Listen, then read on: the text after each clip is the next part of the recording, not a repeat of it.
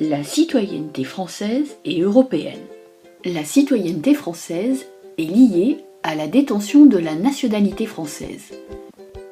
D'un point de vue juridique, la nationalité est une condition nécessaire mais pas suffisante pour acquérir la citoyenneté. Il faut aussi jouir de ses droits civils et politiques. Ainsi, un enfant de nationalité française ne devient citoyen français qu'à partir de 18 ans, âge de l'acquisition du droit de vote. Un citoyen actif a un rôle essentiel à jouer qui prend tout son sens avec l'exercice du droit de vote. C'est à ce moment que le citoyen apporte sa contribution majeure à la société. En dehors des élections, les citoyens peuvent également, de façon quotidienne, jouer un rôle important dans la société.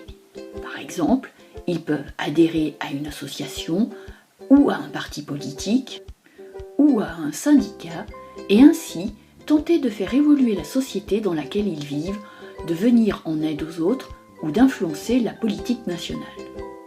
Le citoyen possède différents types de droits. Des droits civils, droit de se marier, d'être propriétaire, droit à la sûreté, mais aussi à l'égalité devant la loi, devant la justice et dans l'accès aux emplois publics, la liberté de pensée, d'opinion et d'expression, de religion, de circulation, de réunion, d'association ou de manifestation. Des droits politiques. Droit de voter, de se présenter à une élection, droit de concourir à la formation de la loi par la voix des représentants élus, les députés. Enfin, des droits sociaux, comme le droit au travail, le droit de grève, le droit à l'éducation et à la sécurité sociale. Le citoyen doit aussi remplir des obligations ou devoirs. Respecter les lois, participer à la dépense publique en payant ses impôts, participer à la défense du pays. Les droits des étrangers en France sont en partie les mêmes et en partie différents de ceux détenus par les citoyens français. On désigne par étranger toute personne ne possédant pas la nationalité française. Les droits politiques, droit de vote ou d'être élu, ne sont pas reconnus aux étrangers. En effet, seuls les droits politiques sont spécifiquement liés à la citoyenneté française. Mais un étranger bénéficie des autres droits et libertés fondamentaux, comme les droits sociaux et civils, et doit s'acquitter aussi d'obligations. En 1992, le traité de Maastricht a mis en place les premiers éléments d'une citoyenneté européenne. Est considéré automatiquement comme citoyen européen toute personne ayant la nationalité d'un État membre de l'Union européenne. La citoyenneté européenne complète mais ne remplace pas la citoyenneté nationale.